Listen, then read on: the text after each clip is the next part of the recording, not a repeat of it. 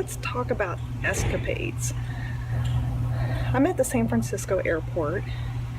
I'm trying to fly back home to my family after being at a conference for my day job. And as I was putting away my wallet after getting out my boarding pass, I managed, so I have a hook on my backpack, and it's just a little decorative type thing that I had on the backpack. I went to pick my bag up, and when I did, the hook of that little decorative art or decorative, I don't know what you want to call it, that I had on my bag hooked into my finger. It actually trapped both fingers in this little tiny hook. So it's like a hook when you normally hook like a lanyard. You know, you put your ID for work on a lanyard. It was that kind of hook. And went right into my finger. Started bleeding. I couldn't get the hook out. I tried to pull the hook out. It wouldn't come out. Of course, there's a line behind me, so I started asking, can somebody help me? Well, I was bleeding, so not just anybody could help me. I didn't have my glasses on, so I couldn't really see how bad the hook was into my finger. But luckily, the TSA guys were wonderful, wonderful. And then a TSA lady came up later, and she was wonderful too. Everybody was wonderful. I was just really surprised at, you know, when you're in pain, how quickly people come to help you out. Even people in line were trying to help. So they got me a chair, we sat down. It ended up that we had to call 911 because we couldn't get the hook out. And they were almost ready to send me to the hospital to actually get it numbed and get it taken out.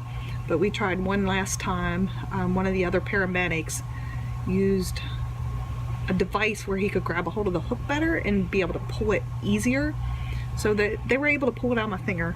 So this is a result of what I have now. You know, big wrap around my finger. It's still burning, it still hurts.